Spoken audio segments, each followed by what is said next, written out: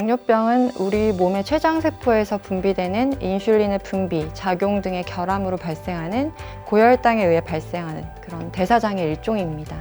당뇨병의 발병에는 몇 가지 프로세스가 관여하는데 췌장의 베타세포의 자가면역성 파괴와 그에 따른 인슐린 분비의 결핍으로 발생하는 1형 당뇨병과 인슐린 작용에 대한 저항성으로 발생하는 2형 당뇨병이 있습니다. 1형 당뇨가 유년기, 청소년기에 많이 발병하여 소아당뇨병이라고 불리지만 이는 정확하지 않은 의학적 용어입니다. 성인의 당뇨병 진단 기준과 똑같이 8시간 이상 금식 후에 측정한 혈당이 126 이상이거나 75g 경구 당부화 검사 후 2시간째 혈당이 200 이상이거나 다음, 단요, 체중 감소 등의 증상과 함께 랜덤으로 체크한 혈당이 200 이상 혹은 당화혈색소 6.5% 이상일 시 당뇨병으로 진단이 가능합니다.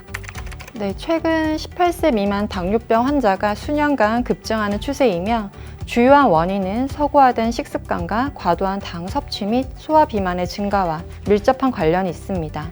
탄산음료 및 인스턴트 식품, 패스트푸드를 즐기는 식습관으로 비만이 되고 인슐린 저항성이 발생하며 2형 당뇨로 진행하게 됩니다.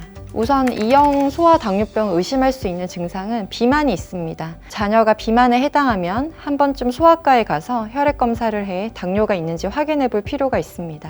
또한 비만한 환아 중 목이나 사타구니, 겨드랑이에 까맣게 피부색이 때가 낀 것처럼 변하는 흑색 극세포증을 보인다면 인슐린 저항성이 상당한 것으로 볼 수 있습니다. 이 밖에 1, 2형 당뇨에서 공통적으로 보일 수 있는 증상은 체중이 급격히 빠지거나 자주 소변을 보거나 자주 목이 마르고 물을 찾는 것입니다. 혈당은 보통 100 정도가 정상인데 갑자기 200에서 300 정도로 높아지면 이를 소변으로 배출하기 위해 화장실을 자주 가게 되고 결국 탈수가 심해지며 체중 감소도 동반이 되게 됩니다. 우선 연령대별로 위험 요인이 각각 다릅니다. 우선 학령 전기부터 학령기에 이른 나이에 진단받는 1형 당뇨 소아는 저혈당과 고혈당이 반복되는 혈당의 변동성이 큰 편이고 또한 저혈당에 대해 둔감한 경향이 있어 저혈당 위험에 노출이 되기 쉽습니다. 또한 스스로 인슐린을 놓기 힘들기 때문에 보육기관에 있는 동안에는 보육교사의 도움을 받아서 혈당 체크나 인슐린 투여가 이뤄지거나 아니면 보호자가 직접 이를 시행해야 하는데 일련의 과정들이 부담이 되고 어려운 상황이 많습니다. 반면 청소년기에 진단되는 경우에는 주로 사춘기와 맞물려 심리적인 문제로 친구들에게 당뇨병을 알리기가 어려운 경우가 많고 점심시간에 혈당 체크 및 인슐린 투여가 쉽지 않으며 대개 화장실이나 양호실에서 이뤄지는데 이조차도 빈번히 이뤄지지 못하는 경우가 많습니다. 사춘기 시기에 왕성한 성호르몬의 분비도 혈당 조절을 어렵게 만드는 또 하나의 요인이며 학업에 치중하면서 불규칙한 식생활과 잦은 간식 섭취, 스트레스와 수면 부족 및 인슐린 투여나 혈당 강화제 투약을 빼먹는 경우가 종종 발생하는 경우도 혈당 조절을 힘들게 만듭니다. 또한 심리적으로 불안정한 청소년기에 진단된 경우 당뇨로 인한 우울증 및 인슐린 투여에 대한 막연한 두려움, 회피, 체중 증가에 대한 걱정 등으로 치료 거부를 하는 경우도 있어 환자 의사 간 라포 형성이 더욱 중요합니다. 사실 당뇨병이 무서운 이유는 합병증입니다. 당뇨는 결국 심혈관 질환의 일종이기 때문에 소아당뇨병에서도 첫 진단 시 미세혈관 합병증 유무에 대한 눈의 망막, 콩팥, 신경병증 스크리닝이 이뤄지게 됩니다. 또한 어린 나이에 진단된 소아 1형 당뇨에서도 진단 이후 5년이 지나면 발생 위험도가 높아지기 때문에 합병증에 대한 평가가 1, 2년마다 이뤄져야 됩니다. 특히 2형 당뇨의 경우 혹은 사춘기 이후 진단되는 환자에서는 진단 당시에 이미 합병증이 동반되어 있을 가능성이 있기 때문에 더욱 철저히 확인해야 합니다. 소아 1형 당뇨의 경우 심각한 탈수, 처짐 심한 경우 의식저하, 혼수 등을 주소로 응급실에 내원하여 당뇨병성 케톤산증으로 처음 당뇨가 진단된 경우가 꽤 많습니다. 따라서 수행요법과 정맥 인슐린 치료를 적절히 초기에 하여야 예후가 좋을 수 있기 때문에 소아내분비 전문의의 정밀한 진료가 필요합니다. 이러한 급성기 치료 이후에는 체질적으로 부족한 인슐린을 매일 매식전 피하 주사로 보충을 하게 됩니다. 최근에는 인슐린 펌프를 통해 실시간 기저 인슐린이 자동 투여되기도 합니다. 또한 특징적으로 인슐린 치료 초기에 흔히 허니문 페이스, 즉 밀월기라고 불리우는 극소량의 인슐린으로도 혈당 조절이 매우 잘 되는 그런 시기가 오게 됩니다. 이러한 기간이 얼마나 잘 지속되는지도 예후와 관련이 있을 수 있어 이러한 시기를 고려한 용량 조절이 중요합니다.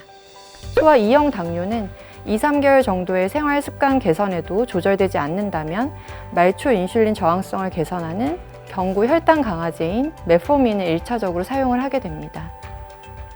메포민은 소아청소년에서 FDA 승인을 받은 유일한 경구 혈당 강화제로서 그 안정성 및 효과가 입증되어 있습니다. 하지만 2형 당뇨도 오랜 기간 혈당 조절이 되지 않으면 상대적으로 인슐린 결핍 상태가 되어 인슐린 치료를 필요로 하게 됩니다. 소아당뇨는 이렇게 치료적 옵션이 성인보다 많지 않고 나이대별 혈당 조절 목표도 다르며 저혈당이 잘 발생하는 등 여러 특성상 성인보다 관리가 섬세하게 이뤄져야 되고 까다롭기 때문에 처음 진단 시 반드시 입원하여 환자, 보호자 모두 당뇨 교육, 영양 교육을 확실히 받아야 하고 충분히 질병에 대해 이해하고 인슐린 투여에 대한 자신이 생겼을 때 퇴원을 해서 장기적인 치료에 대비를 해야 합니다. 따라서 무엇보다 소아 뇌분비 전문의에게 정확한 진단과 치료를 받는 것이 중요합니다.